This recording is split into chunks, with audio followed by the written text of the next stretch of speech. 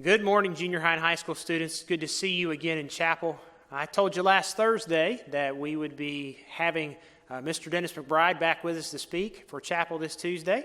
And he was with us again this past Sunday at Grace Baptist Church and was kind enough to record a chapel service for us. And so I hope you enjoy this. I know it'll be a blessing to you. So Mr. McBride, come speak to us. Well, good to be with you again. I'm so glad I had the opportunity. Again, as I told you last time, I love teenagers. Spent my whole life working with teens. You're my favorite people. I want to share some things with you today, and I want you to know right up front, I am not the keeper of all wisdom. I do not know all things. And I'm one of those adults that will admit to you, I'm still learning, and God's still doing wonderful things in my life, and I have not arrived. I am a little ahead of you on years. And I wanted to share some things with you today from my heart because I care so much about you and your future and how your life goes. It means something to me. So I have a sermon today, a message, some thoughts, any way you want to title this, that are just life experiences that I've learned along the way. And I hope the fact that I have walked a path that you will one day walk, I can put some signposts out there for you and help you a little bit. So here are some life lessons. I want to share 5 of them with you in the brief time we have together in chapel. Helen Keller said that life is either a daring experience or it's nothing at all. And I'm here to tell you that life is a daring experience. As I share some life lessons with you, I want to share a verse with you that sort of encapsulates my heart today. And it's Ecclesiastes 1, verse 4. One generation passeth away, and another generation cometh, but the earth abideth forever. The earth abideth forever. Things really don't change much. But one generation passes and another one comes. And I represent the generation passing. I want to share some things with the generation that's coming. The first thing I want to share with you is life is hard, but God's always good. Now, both those things need to be important to you. The fact that life is hard, because it is. But God is always, always good. Job chapter 5, verse 7. Man is born unto trouble as the sparks fly upward, meaning it is a law and it's not going to change. You light a fire and the sparks are always going to drift up. Therefore, life is full of trouble. Man is born in trouble as the sparks fly upward. Life is totally unpredictable. You're going to plan your life. I planned my life. Everybody plans their life. They have things they want to accomplish, things they want to do, things they like to see done, things that they would really love to sink their teeth into and make happen in their life. And you have those plans and dreams and ambitions, but you understand something. Life is totally unpredictable. Life will often be frustrating. It's full of the unexpected. It's full of the unplanned. And you need to be aware of that. If you wake up every morning expecting that day to be trouble-free, you have set yourself up for disappointment. Nobody gets all the green lights. Nobody only meets nice people. Tennis shoe strings break. You're going to spill coffee on your best outfit just moments before you're supposed to leave the door. You're going to get a bad phone call one day that will stop your world in its tracks. Life is hard and it's unpredictable. Now, don't misunderstand me. I am not insinuating that you should approach life as a pessimist or cynical. The point I'm making is approach life with a realistic view. Because if you approach life with a realistic view, you'll have less opportunity to be so disappointed. We need to free ourselves of the illusion that we live in the Garden of Eden and rid ourselves of the unrealistic expectation that we're going to cruise through life untouched by pain, by difficulty, or by disappointment. If we're aware that things are going to be difficult, then we're not shocked by setbacks. And we'll be able to take the good with the bad and expect some of the both. And that's what I want you to do. Expect that life won't be smooth. There are going to be unplanned bad things that are going to come into your life. That doesn't mean that God is not always good. If you know that things are going to happen in life because it's just life, then you can roll with those punches. If you're expecting everything to be roses and something happens in your life, you're going to turn on God. And you're going to say, God, why were you so unfair? Why were you not good to me? God's always good. It's life that is hard. And if we understand that, we can better navigate it. Psalm 27:3. I had fainted unless I had believed to see the goodness of the Lord in the land of the living. In other words, I would have quit. I would have given up. I would have just sat down, through with the whole thing. I would have fainted unless, here's the thing, life had beaten me down to the point it was bad. But I saw the goodness of God in the land of the living. It will help you to understand that bad things that happen, bumps in the road, difficulties you're going to face, God is not the author of those things. Life is hard. God is always good. Secondly, life will never be fair.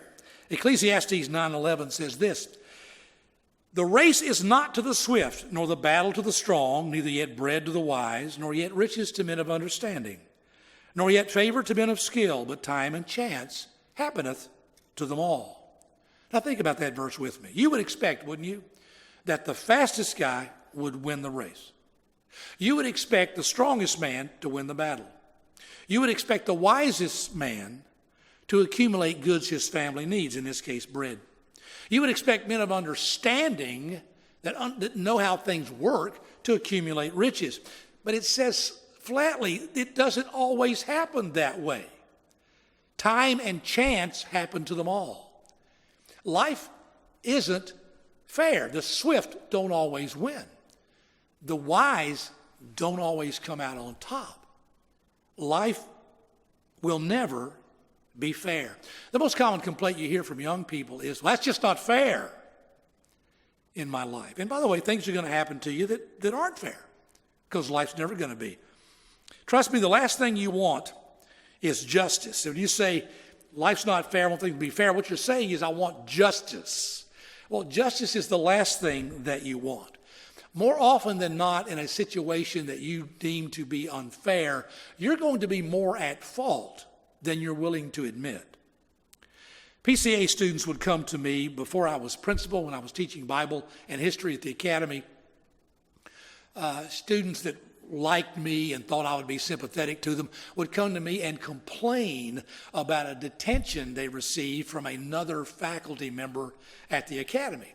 And they thought I would side with them and tell them how unfairly they had been treated. And I would often look at them and say, let me ask you a question. Did you ever do anything in that teacher's class and not get caught? Did you?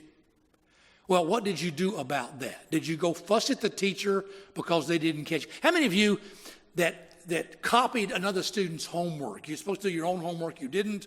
You forgot about it. You got to school. You asked a buddy for homework, and you just copied verbatim their homework and turned that in. And the teacher collected it, and it was just fine with her. And she passed it back, and you were okay. How many of you went to the teacher after that and fussed at her and said, I don't believe you. You call yourself a teacher. I just passed up work I didn't even do, and you didn't catch me. What kind of a teacher are you? My guess is you did not do that. Don't ask for life to be fair, because in more situations than you're willing to admit, you're going to be more guilty than you think. Your sense of justice is always going to be warped in your favor. Life isn't fair. It never will be. A hardworking, sacrificing teacher works 10 hours a day for little pay in an inner city school for no thanks. A mediocre athlete with a terrible attitude that never cared about anybody makes more money in 1 quarter of football than she does all year. Life isn't fair, and it's not going to be fair. Ungodly people often get ahead, while some good people barely survive. There's no fairness to life. What do you do when you're facing a situation that you believe is sincerely unfair? 2 ideas. 1, God isn't unfair. Now, here's what I'm going to ask you to do. The Lord is never going to be the source of an unfair situation in your life.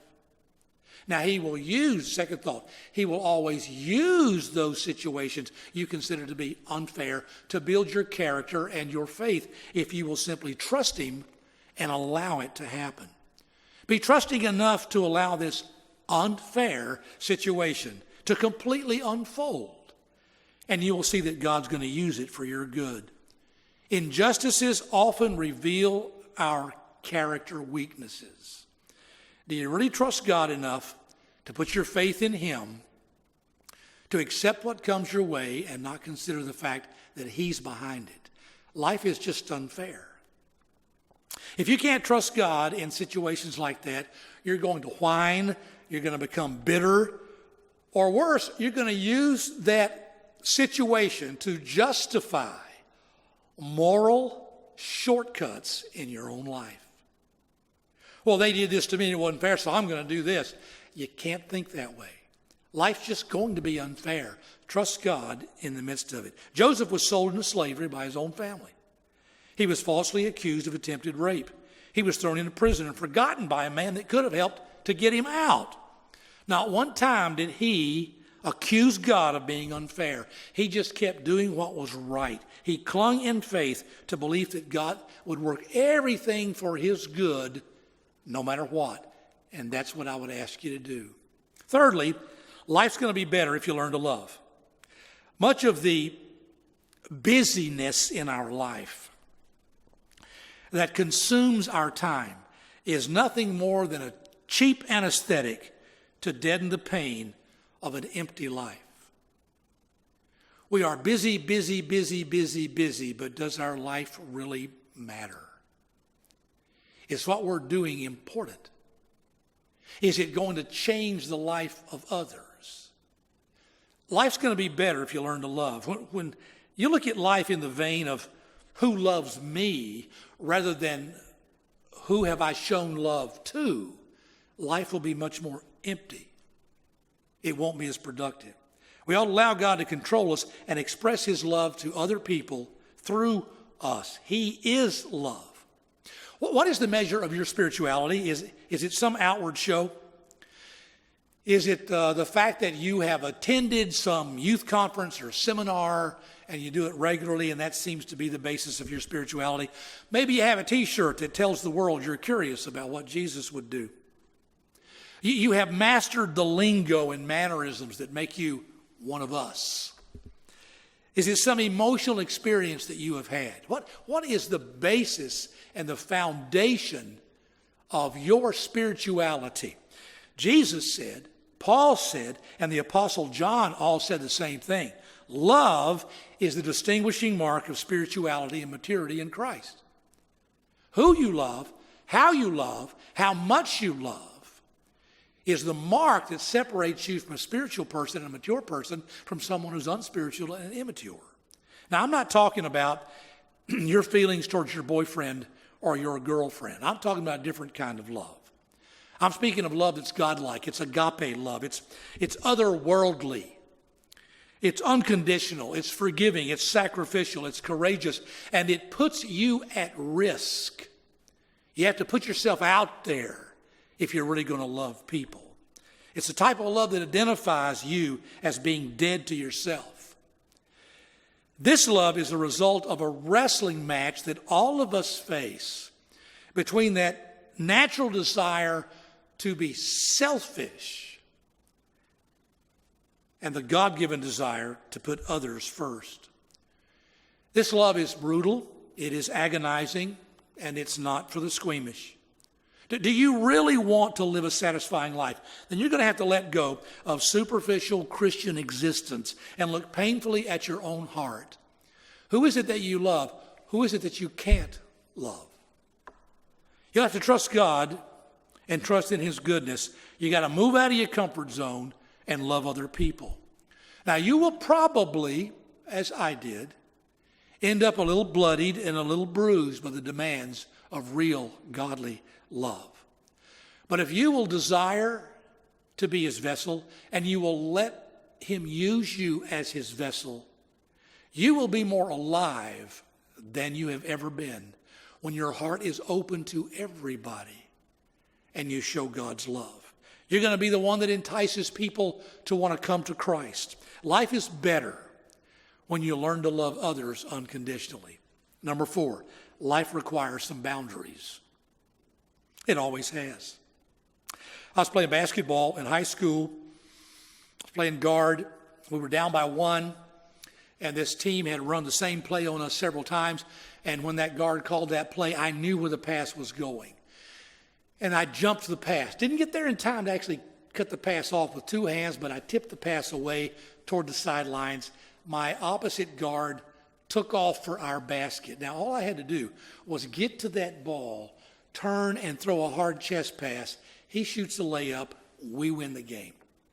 And as I get to the ball and turn to make the pass, the referee blew his whistle right in my ear, loudest whistle I have ever heard. He couldn't have been more than inches away from me. And he points down and says, "No, you're on the line."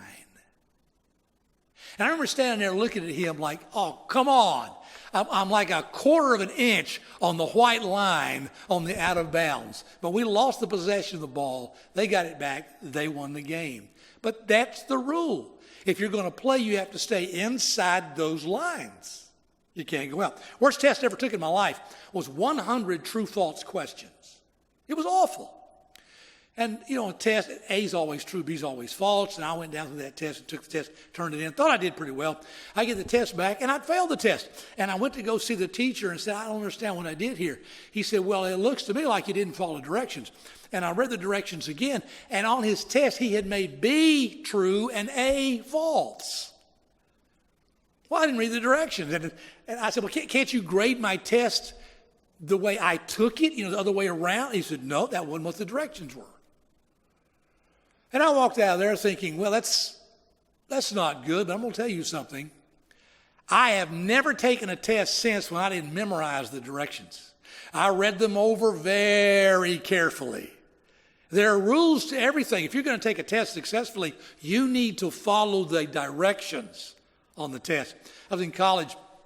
I had 3 other roommates working security. When I came in from my late shift, they were usually gone. We had a little refrigerator in there. I was hungry, didn't really want to go to breakfast.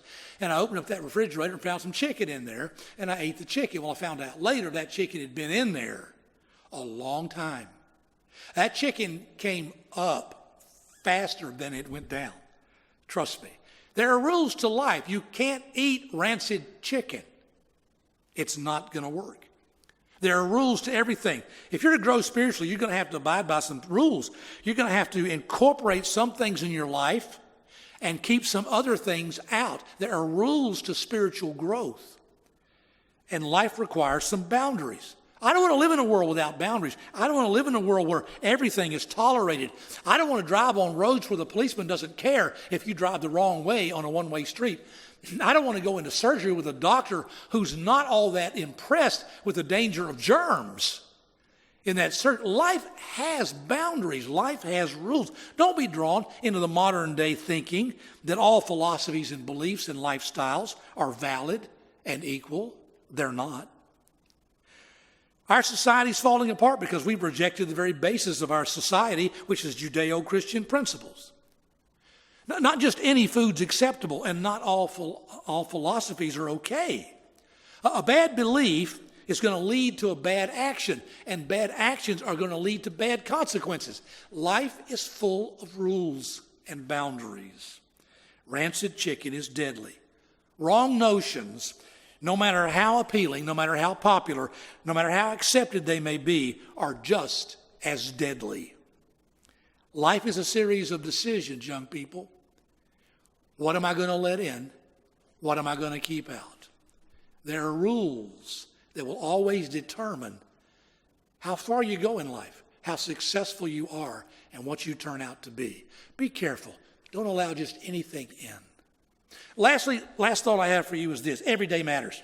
Jim Elliot, great missionary, said this: wherever you are, be all there. Look, every day matters. I know you think you have all this time ahead of you. You don't. We spend days, many days, when we are simply emotionally absent. We just go through the motions. It was just another day. Life is so much faster than you think it'll be. Seize the day. The Word of God says that life is a vapor, appears for a little while and passes away. I'm talking to you as someone who's coming to the end of my vapor. And I can tell you it is faster than you think.